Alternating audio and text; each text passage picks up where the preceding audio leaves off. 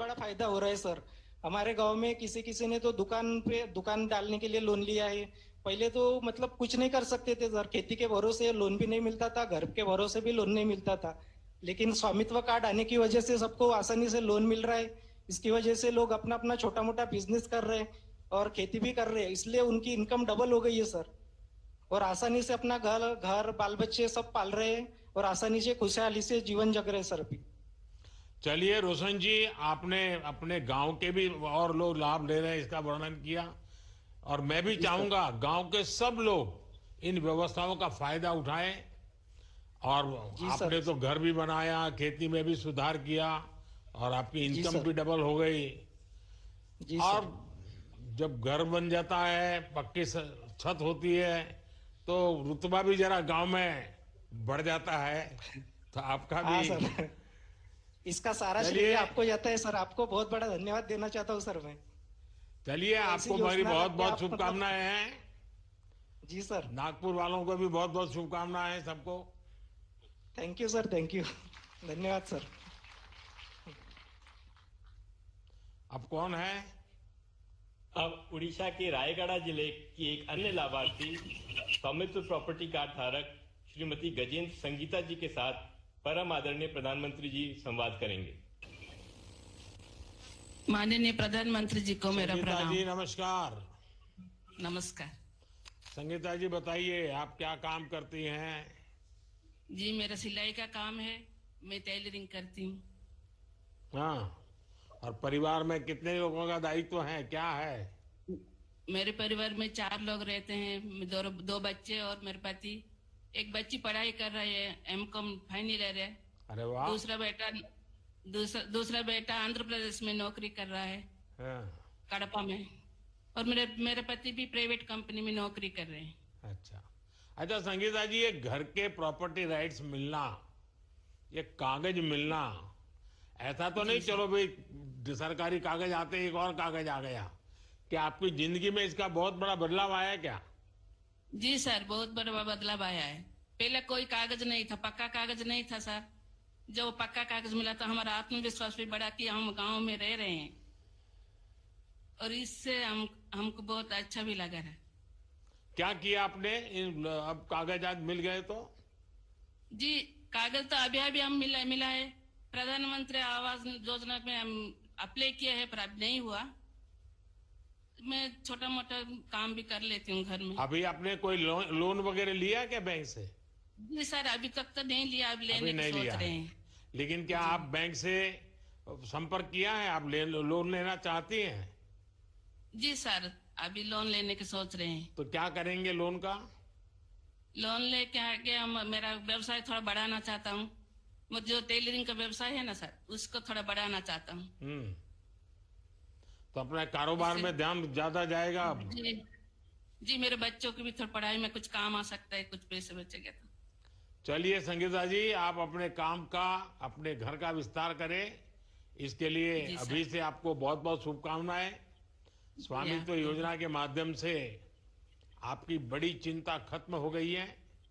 आपको अपने घर का कागज मिल गया है, और आपको सेल्फ हेल्प ग्रुप के सदस्य भी है।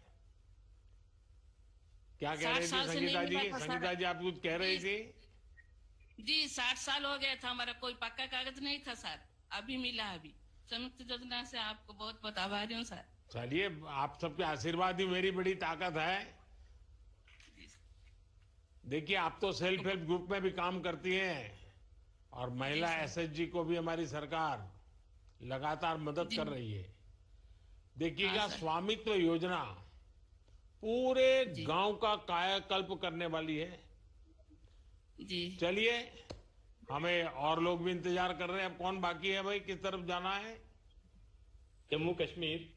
अब जम्मू और कश्मीर के सांबा जिले के एक अन्य स्वामित्व लाभार्थी और प्रॉपर्टी कार्ड धारक श्री वीरेंद्र कुमार जी के साथ परम आदरणीय प्रधानमंत्री जी संवाद करेंगे। वीरेंद्र जी नमस्ते। नमस्कार जी। नमस्कार वीरेंद्र जी, जरा बताइए, अपने बारे में बताइए। प्रधानमंत्री जी, मैं एक किसान हूं, और जो मेरे को ये प्रॉपर्टी कार्ड मिला, मैं और मेरा परिवार बहुत खुश है। हम की पीढ़ियों से इस जमीन पर रह रहे थे। अब इसके कागजात मिलने से दिल को गर्व सा महसूस हो रहा है प्रधानमंत्री जी, इसलिए मैं आपका बहुत बहुत आभारी हूं। अच्छा, पहले कोई कार्ड कागजात नहीं थे और गांव वालों के और लोगों के पास भी नहीं होंगे? सर, हमारे गांव के किसी भी लोगों के पास कोई भी कागजात नहीं थे कि पीढ़ियों से 100 साल से भी ज्यादा इस गांव में रह रहे थे, कोई भी कागजात दस्तावेज नहीं थे। अब प्राप्ति योजना के तहत जो कागजात मिले हैं, इससे गांव में सभी लोग खुश हैं। अच्छा, प्रॉपर्टी कार्ड मिला है, इससे आपके जीवन में क्या फर्क पड़ा? जो मेरे को प्रॉपर्टी कार्ड मिला है, इससे मेरे एक जमीन का विवाद था। ये प्रॉपर्टी कार्ड आने से वजह से वो मेरे एक जमीन का विवाद भी वो खत्म हो चुका है। अब इस प्रॉपर्टी कार्ड की वजह से मैं बैंक से लोन अपनी जमीन गिरवी रखकर बैंक से लोन भी ले सकता हूं और अपने घर की मरम्मत और परिवार की आर्थिक स्थिति को मजबूती मिल सकती है। अच्छा, आपके गांव में स्वामित्व योजना की वजह से औरों ने भी कोई लाभ लिया है क्या? वहां भी कोई बदलाव आया है क्या? हाँ सर, बिल्कुल बदलाव आया प्रधानमंत्री जी। हमारे गांव में स्वामित्व योजना के तहत जो भी प्रॉपर्टी कार्ड मिले हैं, अब हर गांव के लोगों को अपना मालिकाना हक जो है वो बिल्कुल साफ साफ तय हो गया है। जैसे कि जमीन और संपत्ति से जुड़े जितने भी झगड़े थे वो काफी हद तक तय हो गया है। इसलिए गांव वासियों के लोग जो हैं वो अपनी जमीन संपत्ति बैंक में गिरवी रखकर लोन भी ले सकते हैं और कई प्रकार की अन्य प्रकार की योजनाएं भी अपना रहे हैं। इसलिए ये गांव वासियों की तरफ से मैं आपका तहे दिल से धन्यवाद करता हूं। वरिंदर जी, आप सबसे बात करके अच्छा लगा, खुशी है। जी सर। और ये मेरे लिए बहुत खुशी की बात है कि स्वामित्व योजना से मिले कार्ड को सिर्फ घर का कागज मानकर नहीं बैठ गए, इसे आप अपनी प्रगति का रास्ता भी बना रहे हैं। मैं आप सबको बहुत बहुत शुभकामनाएं देता हूं। ठंड का मौसम है, स्वास्थ्य संभालिए सब जम्मू कश्मीर के लोग। बहुत बहुत बधाई आपको सर, धन्यवाद आपका। अब मैं परम आदरणीय प्रधानमंत्री जी से उनके संबोधन के लिए विनम्र अनुरोध करना चाहूंगा।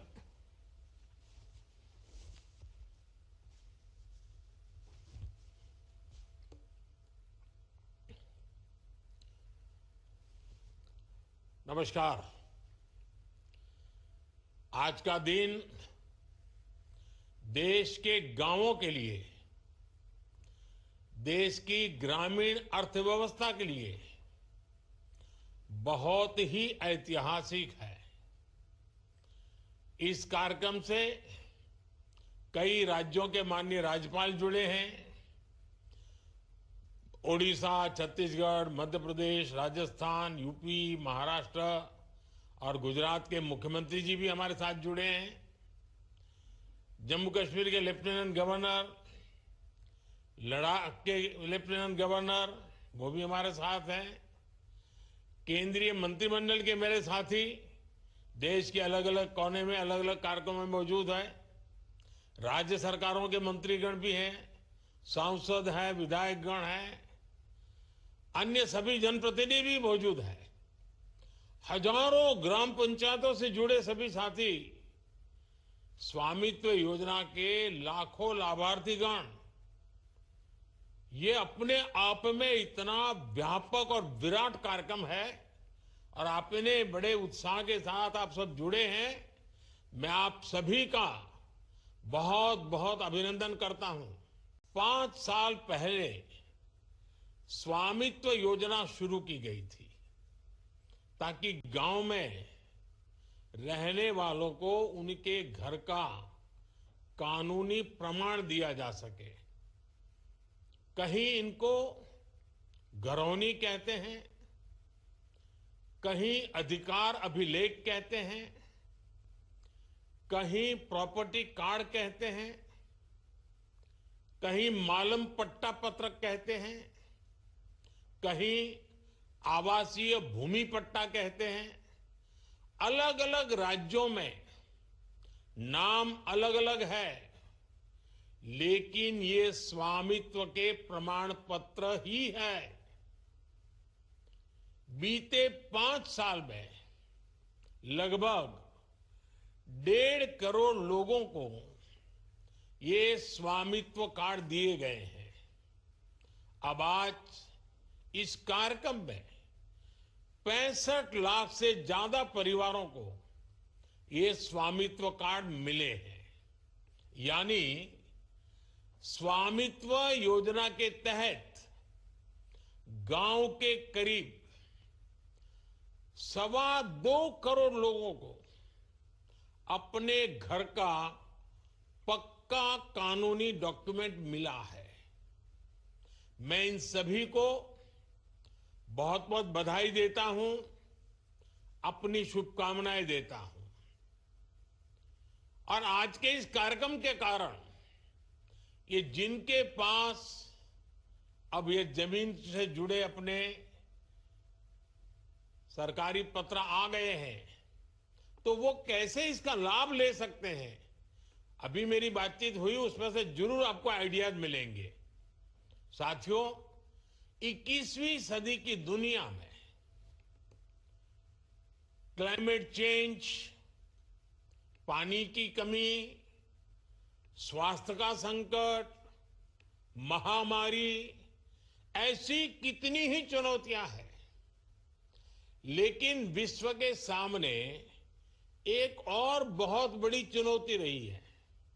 ये चुनौती है प्रॉपर्टी राइट्स की, संपत्ति के अधिकृत कागज की। कई साल पहले संयुक्त राष्ट्र ने दुनिया के अनेक देशों में भू संपत्ति को लेकर एक स्टडी की थी।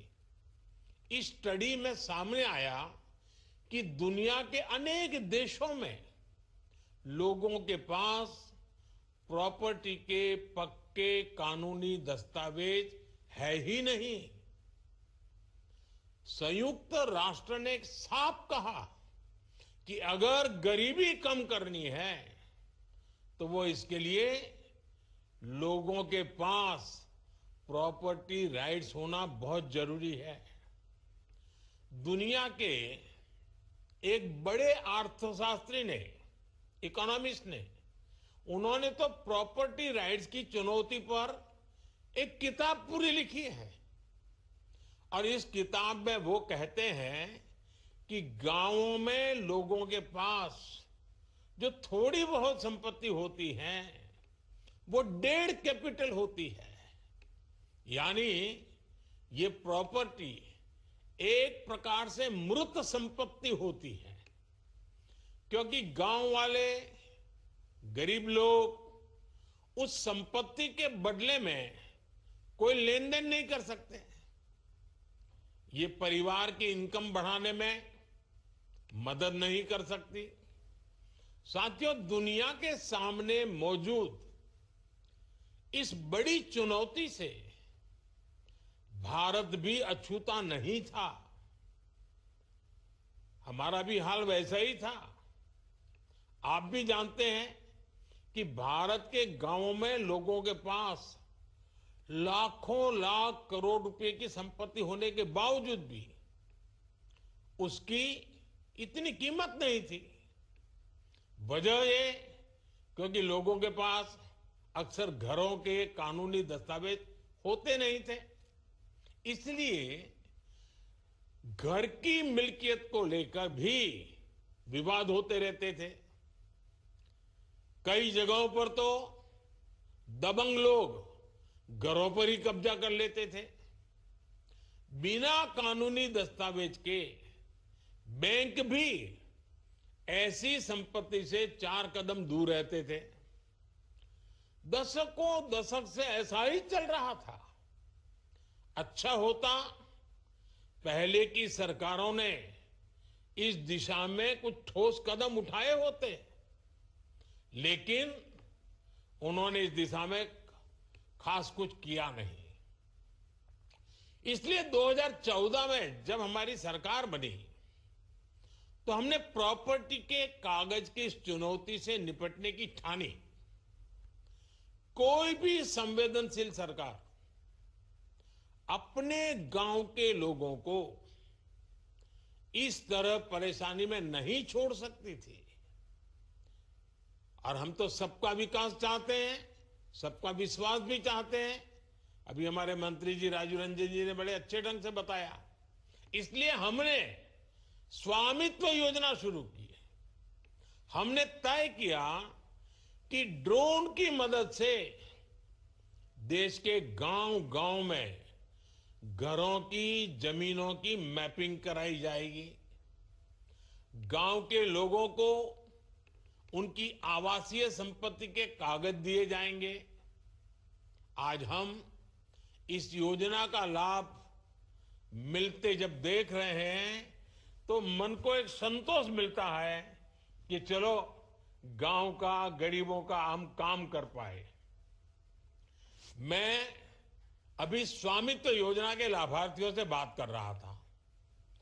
इस योजना ने कैसे उनका जीवन बदल दिया है, कैसे अब उनकी संपत्ति पर उन्हें बैंकों से मदद मिलने लगी है।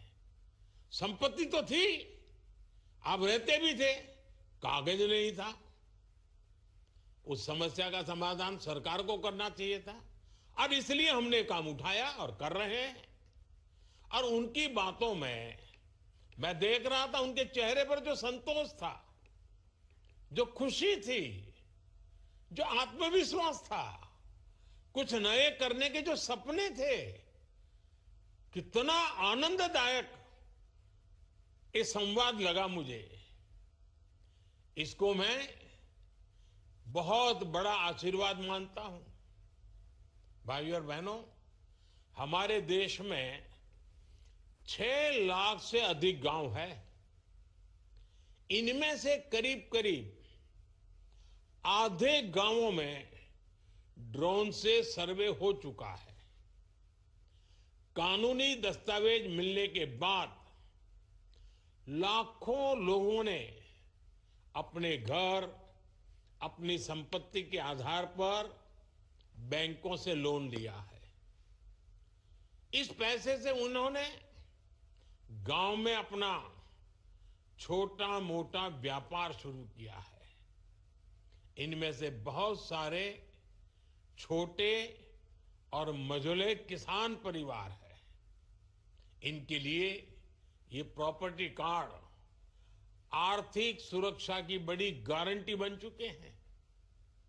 अवैध कब्जों से, कोर्ट में लंबे विवादों से हमारे दलित, पिछड़े और आदिवासी परिवार ही सबसे अधिक परेशान थे, उससे वही प्रभावित थे। अब कानूनी प्रमाण मिलने से उनको इस संकट से मुक्ति मिल रही है। एक आकलन है कि सभी गांवों में प्रॉपर्टी कार्ड बनने के बाद 100 लाख करोड़ रुपए से ज्यादा की आर्थिक गतिविधि का रास्ता खुल जाएगा। आप कल्पना कर सकते हैं कितनी बड़ी पूंजी देश की अर्थव्यवस्था से जुड़ने जा रही है।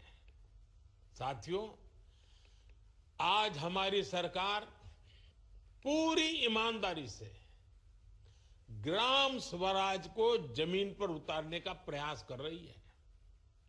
स्वामित्व योजना से गांव के विकास की प्लानिंग और उस पर अमल अब काफी बेहतर हो रहे हैं। आज हमारे पास स्पष्ट नक्शे होंगे, आबादी के इलाकों का हमें पता होगा, तो विकास के काम की प्लानिंग भी सटीक होगी और गलत प्लानिंग के कारण जो बर्बादी होती थी, जो रुकावटें आती थी, उससे भी मुक्ति मिलेगी। कौन सी जमीन पंचायत की है, कौन सी जमीन चारगाह है, ऐसे कई विवाद रहते हैं।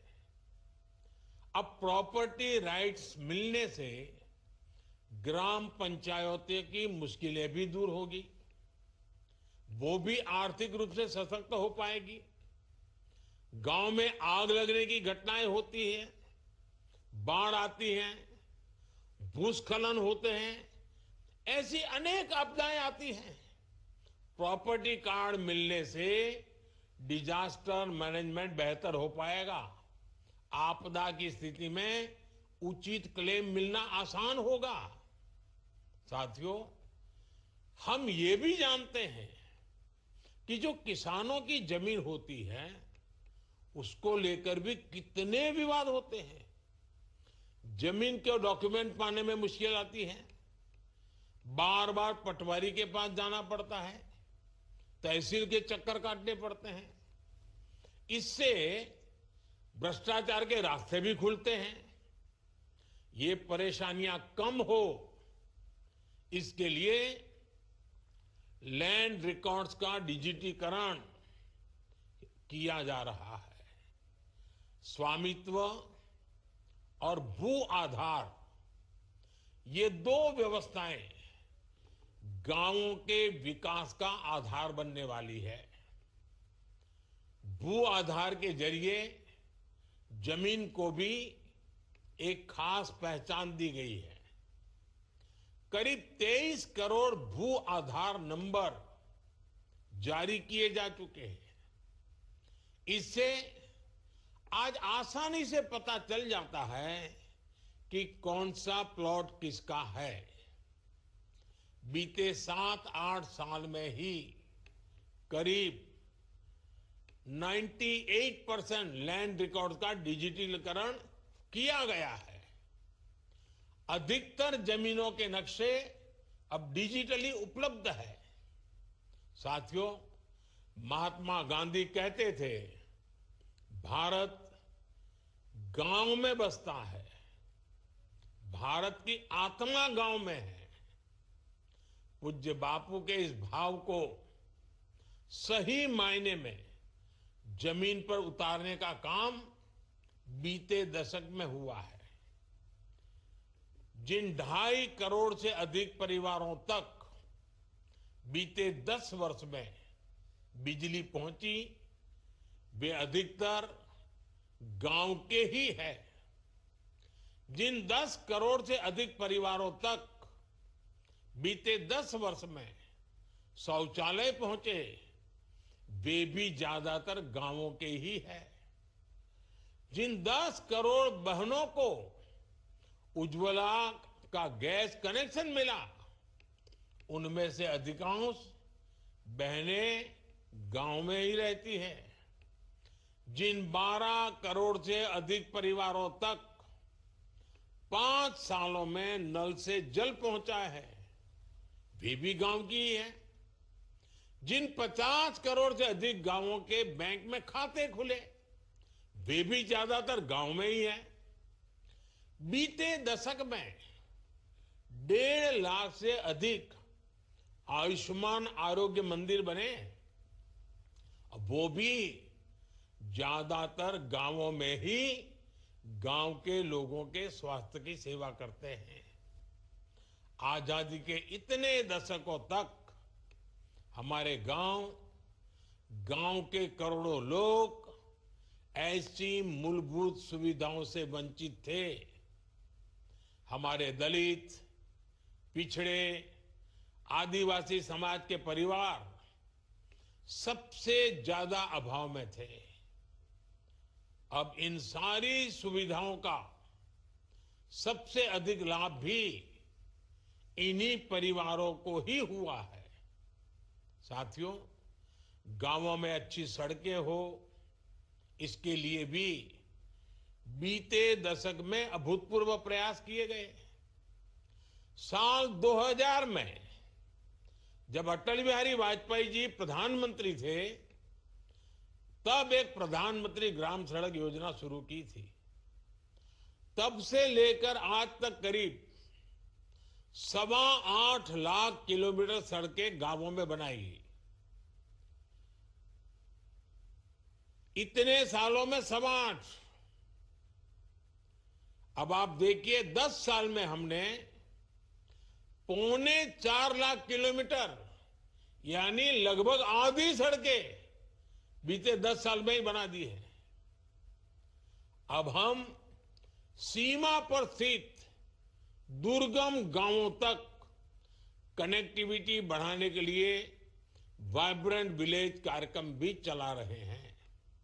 और साथियों, सड़क ही नहीं, गांव में इंटरनेट पहुंचाना भी हमारी प्राथमिकता रही है। साल 2014 से पहले देश की 100 से भी कम पंचायतें ब्रॉडबैंड फाइबर कनेक्शन से जुड़ी थी। बीते 10 साल में हमने 2 लाख से ज्यादा पंचायतों को ब्रॉडबैंड फाइबर कनेक्शन से जोड़ा है। 2014 से पहले देश के गांवों में 1 लाख से भी कम कॉमन सर्विस सेंटर थे। बीते 10 साल में हमारी सरकार ने 5 लाख से ज्यादा नए कॉमन सर्विस सेंटर बनाए हैं। और ये सिर्फ आंकड़े नहीं है, इन आंकड़ों के साथ गांवों में सुविधाएं पहुंचती हैं, आधुनिकता पहुंची है। पहले जिन सुविधाओं को लोग शहरों में देखते थे, अब वो गांवों में मिलने लगी है। इससे गांव में सुविधा ही नहीं बल्कि आर्थिक सामर्थ्य भी बढ़ रहा है। साथियों, 2025 की शुरुआत भी गांवों के लिए, किसानों के लिए बड़े फैसलों के साथ हुई है। सरकार ने प्रधानमंत्री फसल बीमा योजना को जारी रखने का फैसला किया है। इसके तहत भी अभी तक करीब 1.25 लाख करोड़ रुपए की क्लेम राशि किसानों को मिल चुकी है, बीमा का पैसा मिला है। एक और फैसला डीएपी खाद को लेकर भी किया गया, जिसके दाम दुनिया में काफी बढ़ गए हैं। सरकार ने फिर से हजारों करोड़ रुपए की व्यवस्था की है ताकि किसानों को सस्ती खाद मिलती रहे। बीते दशक में किसानों को सस्ती खाद देने के लिए करीब 12 लाख करोड़ रुपए खर्च किए गए हैं। ये 2000 से पहले के दशक की तुलना में करीब 2 गुनी राशि है। प्रधानमंत्री किसान सम्मान निधि के उसके तहत भी अभी तक करीब 3.5 लाख। माननीय प्रभारी मंत्री आदरणीय करण सिंह वर्मा जी, माननीय समस्त विधायकगण,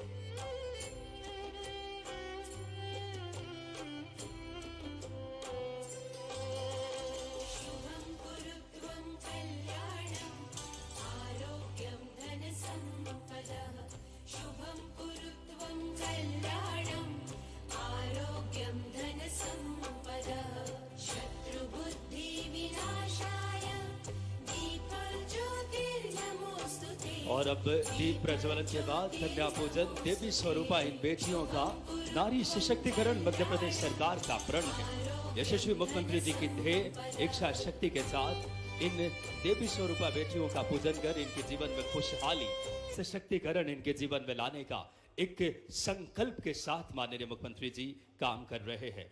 और नारी सशक्तिकरण की दिशा में देवी स्वरूपा हमारी सनातनी परंपरा रही है। जहां नारियों की पूजा होती है वहां देवता निवास करते हैं। माननीय मुख्यमंत्री जी अपने शुभ हाथों से इन बेटियों का पूजन कर कन्या पूजन के साथ आज के इस कार्यक्रम की कड़ी में साथ में माननीय हमारे प्रभारी मंत्री आदरणीय करण सिंह वर्मा जी, माननीय दिनेश राय मुनमुन जी सिवनी विधायक, माननीय कमल मर्सकोले जी, माननीय बरघाट विधायक, माननीय रजनीश हरवंश जी केवलारी विधायक, श्रीमती मालती डेहरिया जी, शफीक खान जी, किरण भलावी जी, साथ ही साथ श्रीमती मीना बिसेन जी, डॉक्टर ढाल सिंह बिसेन जी, श्रीमती नीना पटेरिया जी, श्री राकेश पाल सिंह जी और श्री शशि ठाकुर जी, समस्त गणमान्य माननीय मुख्यमंत्री जी के साथ आज बहुत बड़ा दिन है हम सब के लिए। सिवनी को लगभग 190 करोड़ रुपए की लागत से भी 72 कार्यों की भूमि पूजन एवं लोकार्पण के माध्यम से भी माननीय मुख्यमंत्री जी बड़ी सौगात देने वाले हैं।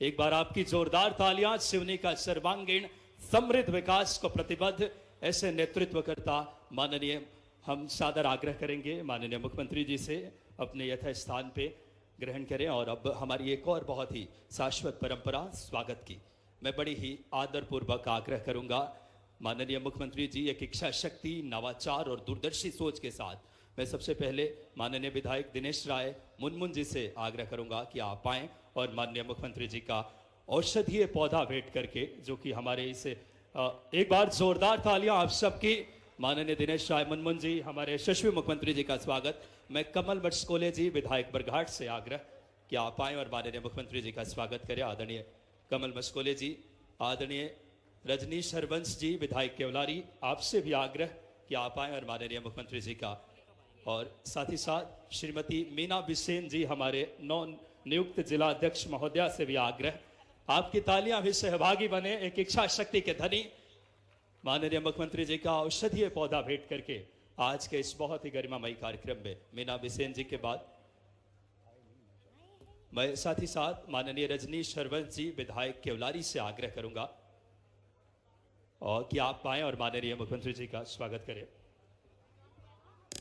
और साथ ही साथ मैं माननीय मालती डहरिया जी अध्यक्ष जिला पंचायत से आग्रह कि हमारे प्रभारी मंत्री एवं राजस्व मंत्री करण सिंह वर्मा जी का हमारे बतौर अतिथि आप आए और स्वागत करें। माननीय रजनीश हरवंश जी से आग्रह कि आप आए और माननीय हमारे प्रभारी मंत्री जी का स्वागत करें। बड़ी ही अनुभवी वरिष्ठ मंत्री मध्य प्रदेश शासन, मैं आग्रह करूंगा श्रीमती मीना बिसेन जी से, श्री राकेश पाल जी से पूर्व विधायक केवलारी कि आप आए और माननीय करण सिंह वर्मा जी का स्वागत करें। राजस्व एवं प्रभारी मंत्री समस्त मैं आग्रह करूंगा हमारे जनप्रतिनिधियों की तरफ से, क्योंकि सिवनी के जिले में माननीय मुख्यमंत्री जी का आगमन, समस्त सिवनी ललायित है आपके स्वागत के लिए।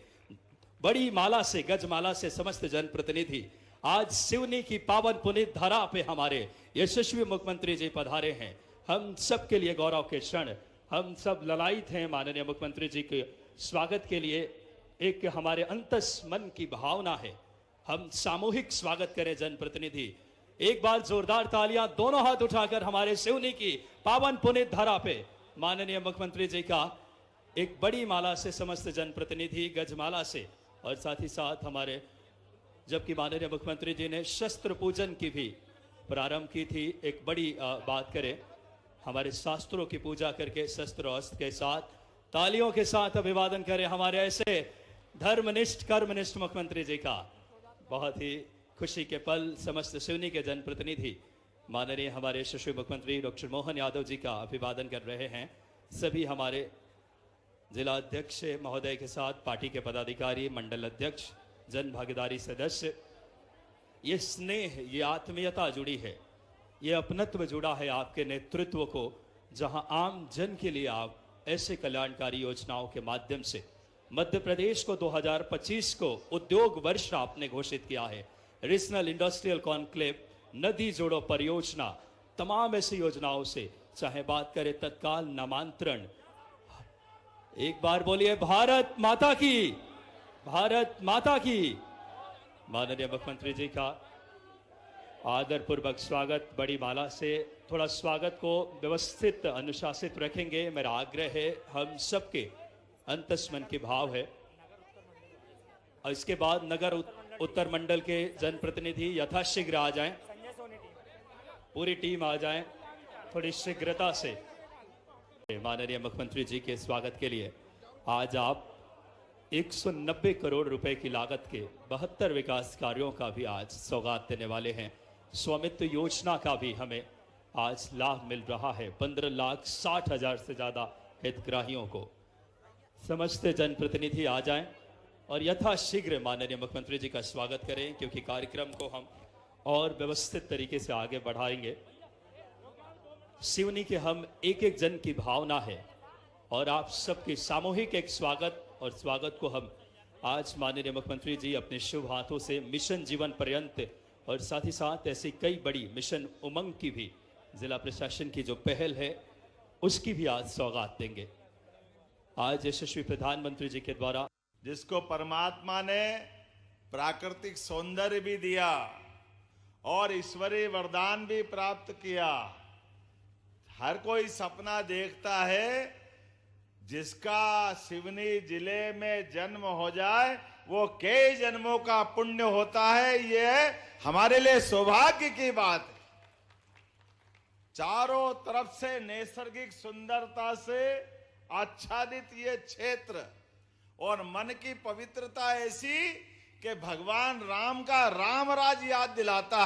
इतना अच्छा क्षेत्र और भोले भाले और भले लोगों का क्षेत्र अगर कोई है तो सिवनी है। मुझे इस बात का आनंद है।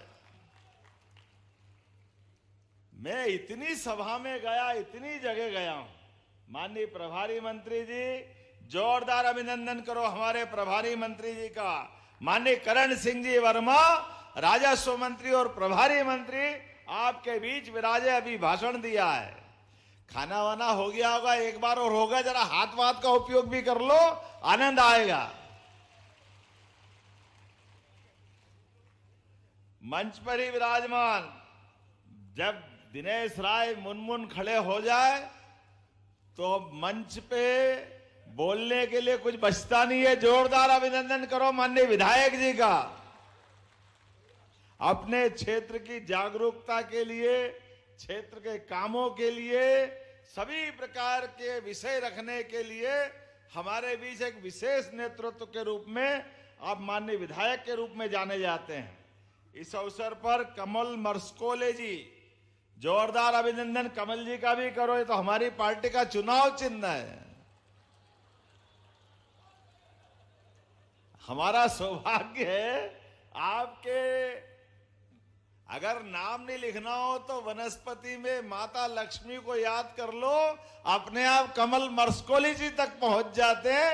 ये हमारे लिए सौभाग्य की बात है। और इसी मंच पर हमारे मेरे मित्र, और हमारे लिए तो सब बराबर है। जब सरकार बन जाती है तो विधायक, सांसद, मंत्री, हमारी सारी व्यवस्थाओं में चुने हुए जनप्रतिनिधियों का अपने आप में एक श्रेणी है। हम मुख्य सेवकों की श्रेणी में आ जाते हैं। ऐसे में रजनीश भाई ने कहा कि हमारी केवलारी विधानसभा के लिए, हमने कहा बिल्कुल आप जो मांगोगे, हमारी तो क्षेत्र है, वहां दूसरा कौन है। आपके लिए भी जोरदार अभिनंदन कर दो। हरबंस सिंह जी के लड़के हमारे, माने आपके पापा भी हमारे साथ रहे। रजनीश जी, आपका भी अभिनंदन, आपका स्वागत है।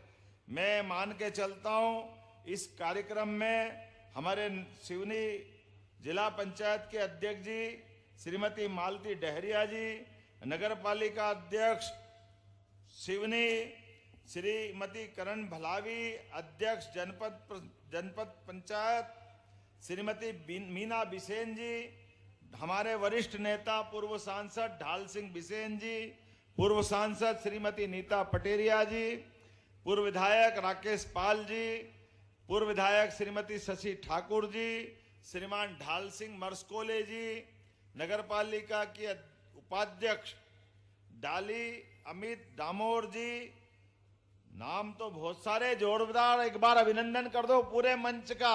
सबका स्वागत है, सबका अभिनंदन है।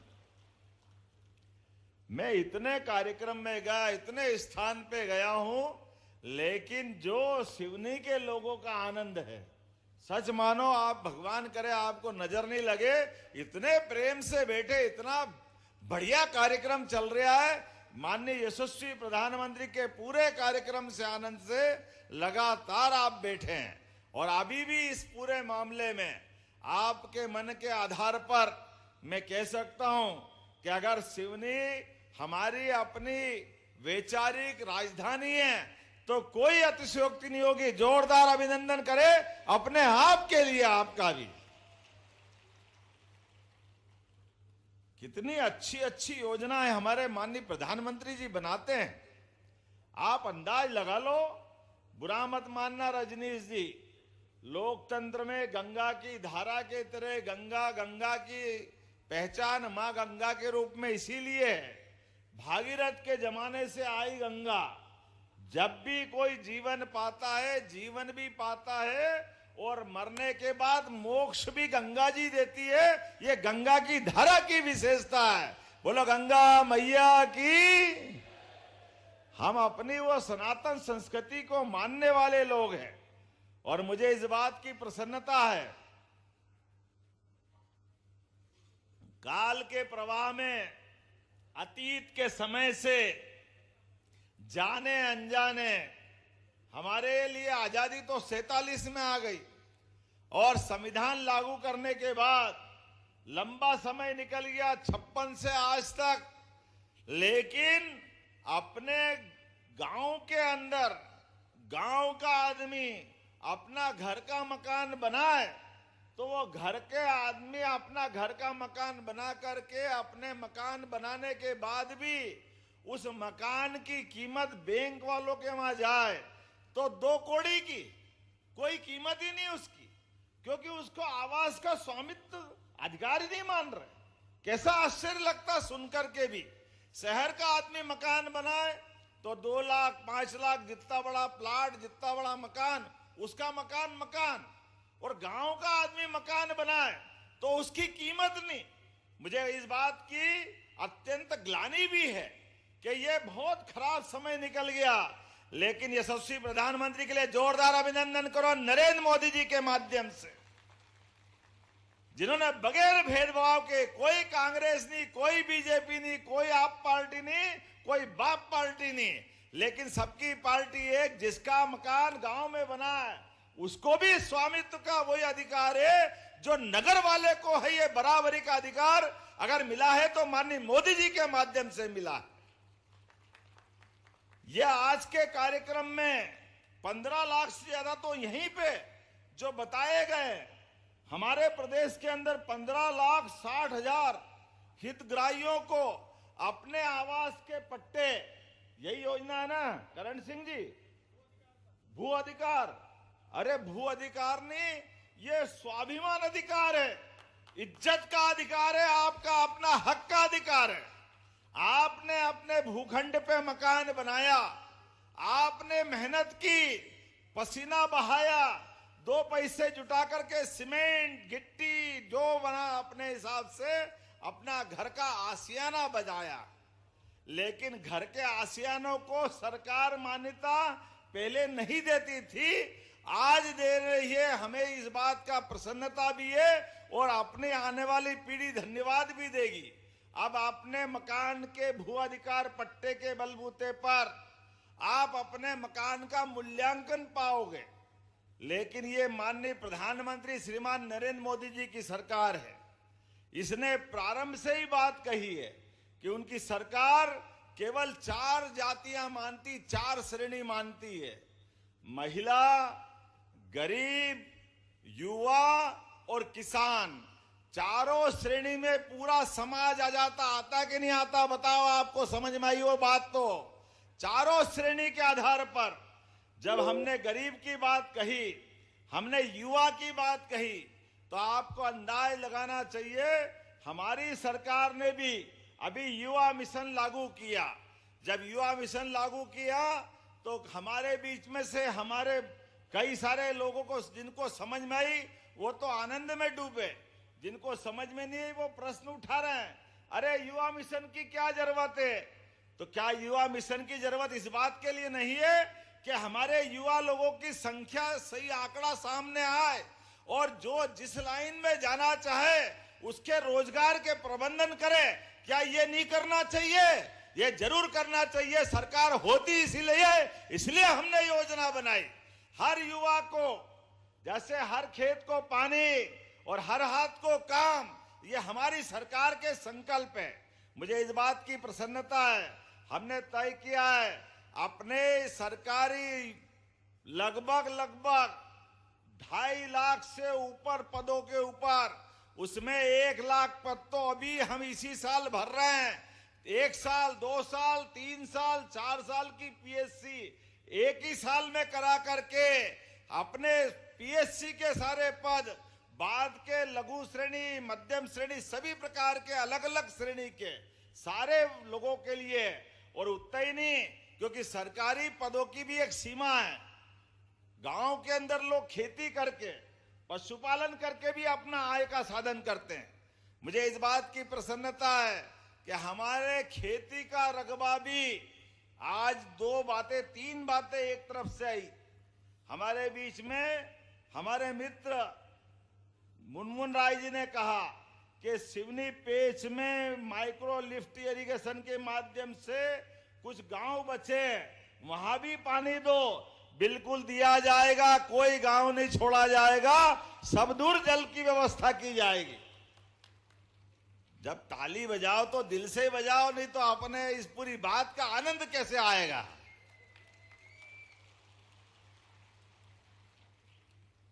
और बताना चाह रहा हूं, मर्सकोले जी, आपके क्षेत्र में भी कोई गांव बाकी नहीं रहेगा। एक एक गांव में पानी पहुंचा करके सारा का सारा सिंचित करने का काम हमारी सरकार के द्वारा किया जाएगा। और धनोरा किसकी क्षेत्र में आता है? रजनीश की, अर्थात हमारे कांग्रेस के विधायक मित्र हैं। और ये भीमगढ़ संजय सरोवर बांध में फ्लोटिंग सोलर प्लांट स्थापित करने की बात आई, ये किसकी विधानसभा में आता है? देखना भाई, ये है हमारी भाजपा की सरकार। विकास के मामले में हम कोई कांग्रेस बीजेपी नहीं करेंगे। आपने नेता को जरूर बताना, हम आपके यहां पर भी फ्लोटिंग सोलर पंप बनवाएंगे। जोरदार तरीके से ये दोनों मांग मानने की घोषणा करता हूं। और हमारे युवा मित्रों के लिए कॉलेज खोलने की बात आई, तो धनोरा में भी कॉलेज खोला जाएगा, महाविद्यालय खोला जाएगा। ये अपने बीच जितने प्रकार की बातें आई। अब बरघाट का विधायक कौन है भाई? हमारी पार्टी के चुनाव चिन्ह वाले हैं क्या? तो हमारे बीच में आपने कहा है कि कांचना खेड़ी जलाशय में, कांचना मंडी, हाँ डंडी मंडी, थोड़ा सा टाइम लगता भाई, जरा ऐसा जोर से मत बोलो। ऐसा लगेगा तो मैं फिर बोलूंगा कि जरा बोलना कि नहीं बोलना। मेरे को बोलना तो जरा जोरदार ताली बजा के बताओ, तो कुछ घोषणा कर दे। बरघाट विकास खंड अंतर्गत कांचना मंडी जलाशय नहर प्रणाली को पूरा कराए जाने की घोषणा करता हूं। एक एक बूंद पानी खेत में। हम कभी कल्पना करें रजनीश भाई, किसी ने पारस पत्थर देखा क्या? आपने किसी ने देखा है? किसी ने देखा पारस पत्थर? पारस पत्थर लोहे से छुआओ तो सोना बन जाता है, ये केवल हमने सबने सुना है। और खेती कौन कौन करता है? हाथ खड़े करके बताओ, जिनके घर में खेती होती है बताओ। सबने हाथ खड़े कर दिए। मैं आपको बताता हूं और आप मेरी बात से सहमत हो तो बताना। पारस पत्थर लोहे को सोना बनाता ये हमको नहीं मालूम, लेकिन जैसे ही सूखे खेत पे पानी स्पर्श हो जाए तो फसल सोना बन जाती है, ये हम सबको मालूम है। सूखे खेत की जवानी पानी की दीवानी है। केवल पानी मिल जाए तो खेत जवानी हो जाती है, खेत जवान हो जाता है, किसान निहाल हो जाता है, परिवार आबाद हो जाता है, गांव में सुख समृद्धि छा जाती है। ये जो वर्तमान का समय है, यशस्वी प्रधानमंत्री के नेतृत्व में 2003-4 तक 56 से लेकर के 2003-4 तक इस पूरे प्रदेश के अंदर केवल 7 लाख हेक्टेयर सिंचाई की क्षमता मध्य प्रदेश की थी। लेकिन दुर्भाग्य के साथ कहना पड़ेगा, एक दो बार हमारी 1.5-2 साल की सरकार छोड़ दो तो सब समय सरकार माननीय रजनीश जी के अपने पार्टी के लोगों की थी। लेकिन दुर्भाग्य के साथ कहना पड़ेगा, आंकड़ा गवाह है, 2003 तक 7 लाख हेक्टेयर, और जब हमारी सरकार 2023 बनी तो 20 साल में 48 लाख हेक्टेयर सिंचाई हुई है। 48 लाख हेक्टेयर। अब 48 लाख हेक्टेयर किसको कहते हैं? लेकिन हमारी को दोबारा जब माननीय मोदी जी के नेतृत्व में हमारी सरकार बनी, फिर हमने संकल्प किया कि हमारे प्रदेश के अंदर जब कृषि आधारित पूरा प्रदेश है, तो कृषि आधारित प्रदेश के अंदर किसानों के एक एक गांव तक, इसीलिए रजनीश भाई की बात भी मान रहा है, जब अच्छा काम करेंगे तो सबको साथ लेना पड़ेगा और संकल्प भी बड़ा करना पड़ेगा। 2003 तक 7 लाख हेक्टेयर, 2003-4 से 23 तक 48 लाख हेक्टेयर, और अब हमारी सरकार 5 साल के अंदर 1 लाख करोड़ हेक्टेयर तक करने वाली है। 1 लाख करोड़ हेक्टेयर तक कोई खेत बाकी नहीं रहेगा, कोई गांव बाकी नहीं रहेगा। नदियों का मायका है मध्य प्रदेश, जहां सभी तरफ बड़ी बड़ी नदी माताएं हैं। नर्मदा, चंबल, काली सिंध, बैनगंगा, ताप्ती, कौन सी नदी है जो देश भर में अपनी पहचान नहीं बनाती? सारी नदियां अपने यहां से निकलती है। एक एक बूंद पानी का उपयोग करके लोगों की जिंदगी को खुशहाल बनाने का संकल्प हमारी सरकार के द्वारा लिया गया है, और हम तो और आगे बढ़ रहे हैं। हमने 2 दिन पहले विचार किया, यह अहिल्या माता की जयंती का समय चल रहा है। हमने पहले रानी दुर्गावती का भी क्षेत्र ये है, सरकार बनने के साथ रानी दुर्गावती, गोंड रानी, उनकी 500वीं जयंती चल रही। हमने दोनों राजधानी जबलपुर भी और संग्रामपुर दमोह जिले में भी हमने कैबिनेट करके उनको सम्मान दिया था। हमारे आदर्शों का सम्मान करना हमारा काम है। और अहिल्या माता की भी 300वीं जयंती चल रही है। अहिल्या माता तो वो रानी है, रानी दुर्गावती भी वो रानी थी जिनके सुशासन को आज भी लोग सुन करके आनंद में डूबते हैं। हमारे बीच हम संकल्प कर रहे सुशासन के लिए। आज अगर आप बनारस जाते हो और बनारस में महादेव का मंदिर जहां आप जलाभिषेक करते हो, बाबा विश्वनाथ का वो मंदिर अगर किसी ने बनाया तो अहिल्या माता के द्वारा बनाया गया है। जोरदार अभिनंदन करो अहिल्या माता का। महाराष्ट्र की बेटी और मध्य प्रदेश की बहू, इंदौर की महारानी अहिल्याबाई ने अपने जीवन में ऐसे लगातार सुशासन के काम कराए। धार्मिक गतिविधियों को बढ़ाते हुए, सुशासन को बढ़ाते हुए, तो हमने भी विचार किया कि हाँ, हमारी सरकार अपने आने वाले समय के बजट में कुछ ऐसे निर्णय करेगी जिसमें हमारे सुशासन की चमक आए। हमारे अपने मध्य प्रदेश और देश की पहचान है देश भर में कि हमारे यहाँ दूध और दही की नदियां बहती थी। बहती की नहीं बहती थी बताओ? गोपाल कृष्ण, अरे जिनके घर पे गाय, किन किन के घर पे गाय, हाथ खड़े करो जिनके घर दूध होता है। और जिनके घर गाय और गाय का कुल, वो घर घर गोकुल। तो हमने निर्णय किया, हम जैसे धान पे बोनस दे रहे हैं, ऐसे दूध खरीदने पे भी बोनस देने वाले हैं। दूध खरीदने के ऊपर घर घर गौशाला, घर घर गोवंश बढ़ाना, गोकुल बनाना, और जो लावारिस, अपाहिज, बूढ़ी गौ माता है, चिंता मत करना मुनमुन राय जी, आपने कहा ऐसे गोवंश की गौशाला बनाई जाए। मैं यही घोषणा करता हूं, इसी साल गौशाला प्रारंभ करेंगे और एक भी गाय लावारिस नहीं छोड़ेंगे। यह हमारी सरकार का संकल्प है। अरे भाई, बाघ अभयारण्य होता है, जिस बाघ को अपने जीवन में अपने संघर्ष से जीने की आदत होती है, वो तो बाघ अभयारण्य।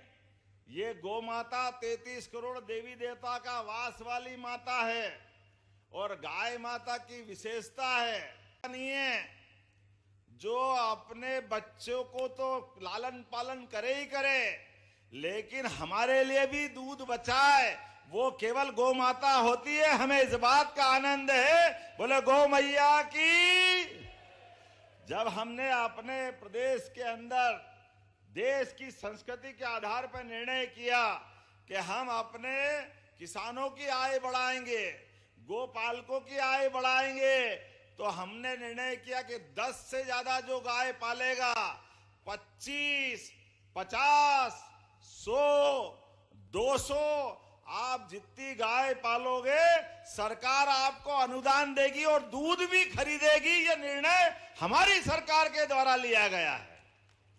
हमारे किसानों की आय बढ़े, खेतों में अच्छी फसल हो, लेकिन फसल तो 3-4 महीने बाद पैसे देती है। लेकिन ये एक पशुपालक जानते हैं, गोपाल जानते हैं कि रोज अगर नगद पैसे चाहिए वो दूध से ही आते हैं। किसान की बड़ी आमदनी दूध की है। तो इसलिए हमने कहा कि हर एक व्यक्ति को गौ माता को पालने के लिए प्रोत्साहन देने की जरूरत है।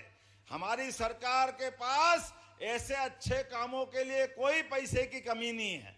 लगातार ऐसे अच्छे काम हम करते जाएंगे। इसलिए खेत के अंदर पानी, घर घर गोपालन की व्यवस्था, मेडिकल कॉलेज में आपने जो चाहा हम वो भी देने की घोषणा करते हैं। सिवनी मेडिकल कॉलेज के 2nd फेज के लिए भी। अरे ताली वाली तो बजा, इतनी बड़ी बड़ी घोषणा कर रहा हूं भाई। हमारे लिए तो ये बड़ा मुश्किल है, क्योंकि हमारे को लच्छेदार बात करना नहीं आती है, केवल काम करना आता है। और काम करने के बलबूते पर हर एक गरीब से गरीब आदमी, किसान आदमी, बहनों की जिंदगी, युवाओं की जिंदगी, गरीब की जिंदगी बदल जाए, ये मिशन ही अगर हमारा है तो सरकार चलाने का मतलब है। मुझे इस बात की प्रसन्नता, यशस्वी प्रधानमंत्री के नेतृत्व में गरीबों की जिंदगी बदलने के लिए हमारी काम कर रही है, लगातार आगे बढ़ रहे हैं। इसलिए कभी कोई कल्पना करता है कि गरीब आदमी गांव में या शहर में उसका पक्का मकान बन जाए, कोई सोचता था पहले? कभी किसी के दिमाग में आया क्या? 2.5 लाख शहर में और 1.5 लाख के आसपास गांव में अगर पैसा देकर के मकान बनाने का सपना किसी ने देखा तो ये भाजपा की सरकार ने देखा। जोरदार अभिनंदन करो नरेंद्र मोदी जी के लिए। गरीब आदमी के घर पे भी झोपड़ी में ऊपर पक्का मकान की जरूरत होती है। इधर मकान पक्का, उधर मकान पक्का, और गरीब अपनी टापरी में बैठा, झोपड़ी में बैठा। बच्चों को शर्म आती, परिवार में मेहमान आए तो संकोच होता है, बहन बेटी घर में हो तो लजाती है। ऐसे में अगर हाथ पकड़ के सरकार पक्का मकान बनाए तो गलत क्या है? इसलिए हमने गरीब मिशन लिया। जोरदार अभिनंदन करो। किसी का मकान कच्चा नहीं रहने देंगे। एक एक गरीब आदमी को ढूंढ ढूंढ करके उसका मकान पक्का बनाने का हमारी सरकार काम करेगी। हमारे दूसरे विरोधी कहते हैं ये गरीब का भला करेंगे। अरे एक बार नहीं 100 बार करेंगे। तुम्हारी छाती पे सांप लौटे तो 100 बार लौटे, हमको परवाह नहीं है।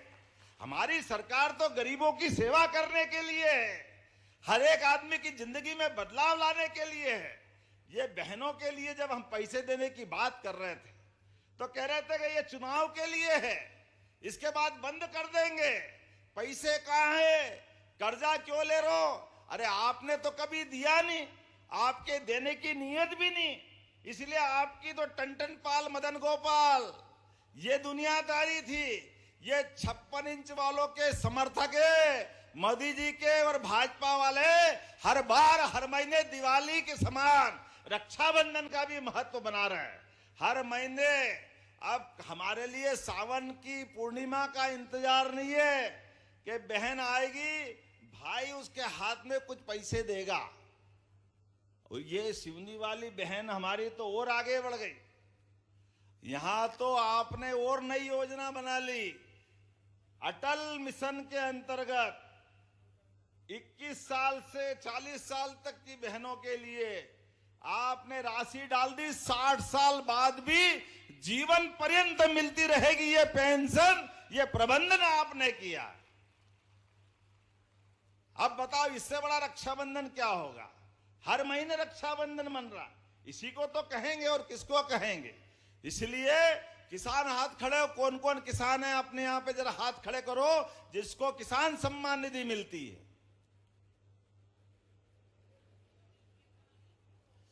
अब किसान सम्मान निधि मिल रही है माननीय मोदी जी के लिए जोरदार अभिनंदन करो, नरेंद्र मोदी जी के लिए। किसान हाड़ तोड़ मेहनत करता है, सीमा पे जवान और खेत में किसान, दोनों बराबरी का अपना रोल अदा करते हैं। दोनों जान की बाजी लगा करके अपने लिए नहीं, इस देश और प्रदेश के लिए जीते हैं। अपनी मेहनत से सबको खुशहाल बनाते हैं, पेट पालन का प्रबंधन करते हैं। लेकिन इनके लिए कभी किसी ने नहीं सोचा, आपको ठोक के कह रहा हूं, हमारे सरकार के द्वारा भी लगातार आपकी बेहतरी के लिए काम कर रहे हैं। ये राशि जो 6,000 रुपया महीना आपको दे रहे हैं, ये लगातार देते रहेंगे। मध्य प्रदेश सरकार की ओर से भी 6,000 उधर 6,000 इधर, ये 12,000 रुपया और आगे बढ़कर अब तो और आगे बढ़ रहा है। अभी धान के अंदर बोनस की बात आई थी, जब हमारी सरकार बनी हमने कहा था कि हम धान पे बोनस देंगे, लेकिन बोनस देने में एक थोड़ी झंझट आ रही कि बोनस का फार्मूला क्या बनाए। जो उपार्जन होती थी अपने अपने वेयर हाउस पे, उस वेयर हाउस में तो बड़े बड़े लोग पहुंचाते हैं, जिनकी छोटी छोटी जमीन वो बाजार में गल्ला बेच देते हैं, धान बेच देते हैं, वो छूट जाते हैं। सही है ना?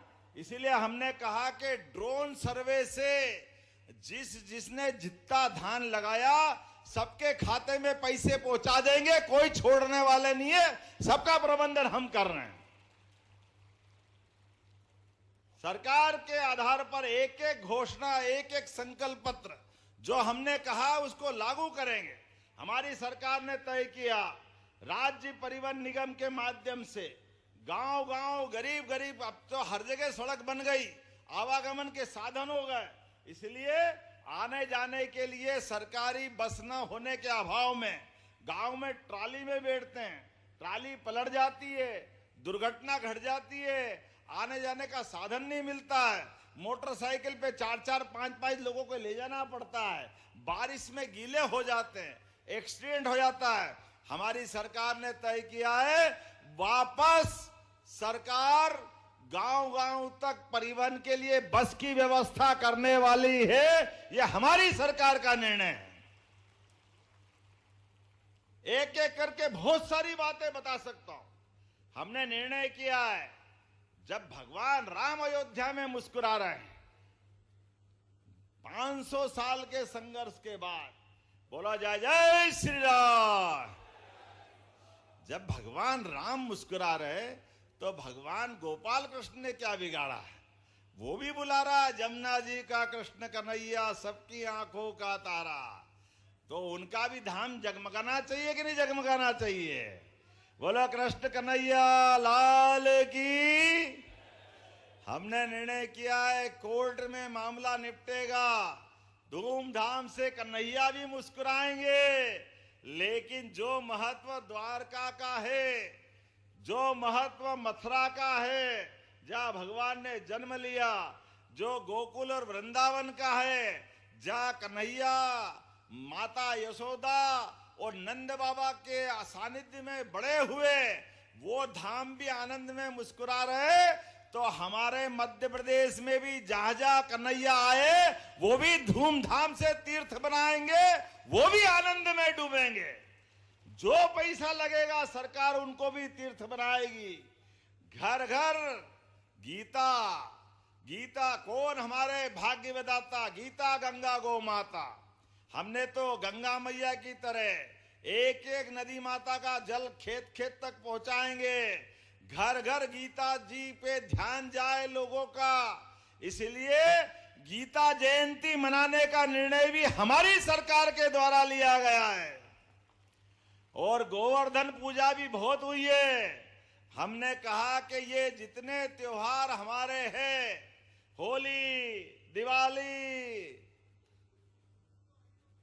सभी की है।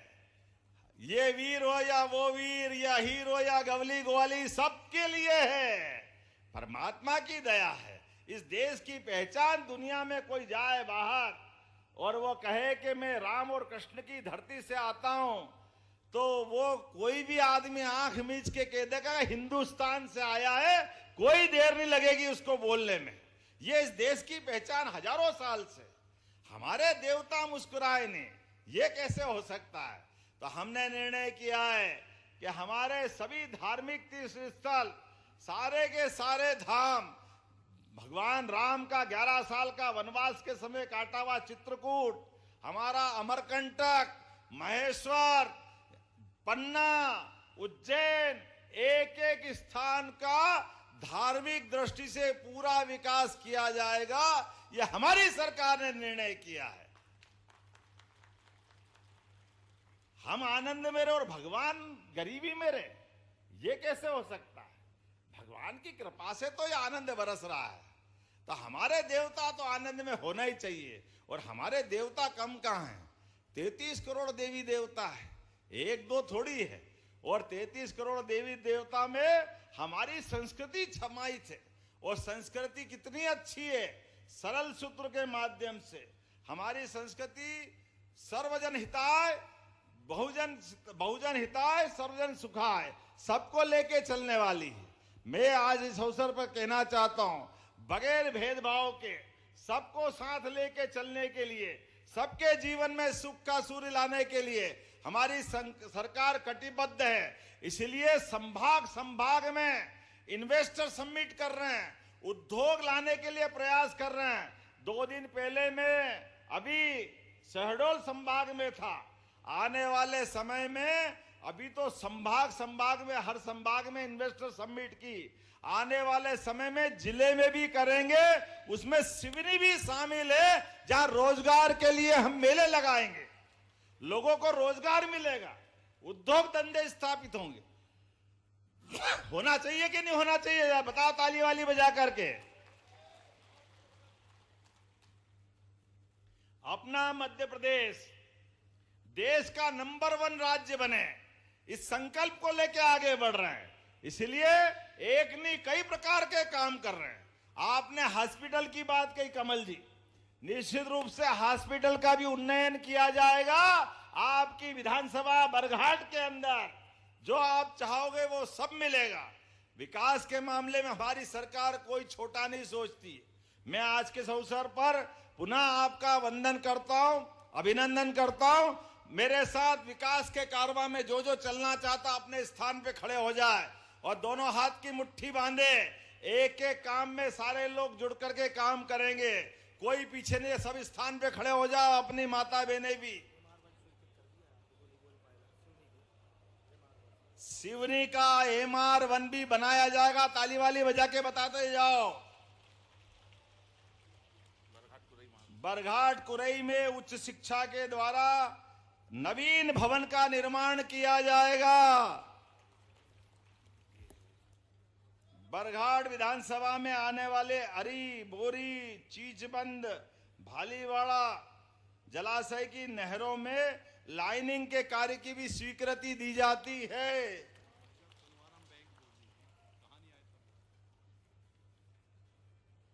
अब तुम्हारे पास तो बहुत सारे आइटम हैं, लेकिन अगली बार भी आऊंगा। एक ही बार थोड़ी आ रहा हूं, आएंगे कि नहीं आएंगे अगले बार भी? जो आप चाहोगे सब मिलेगा, लेकिन 1 साल का ये आनंद तो लो जो आज अपन ने दिया है। जोरदार ताली बजाकर पूरे आयोजन का आनंद ले और मेरे साथ हाथ की मुट्ठी बांध करके बोले, मध्य प्रदेश के विकास के लिए हम एकजुटता से काम करेंगे। किसी आदमी के जीवन में कोई भी कष्ट आए, सरकार सबसे पहले खड़ी होकर के उसको शासन की योजनाओं का लाभ दिलाएंगे। बोलो आप सब तैयार हैं?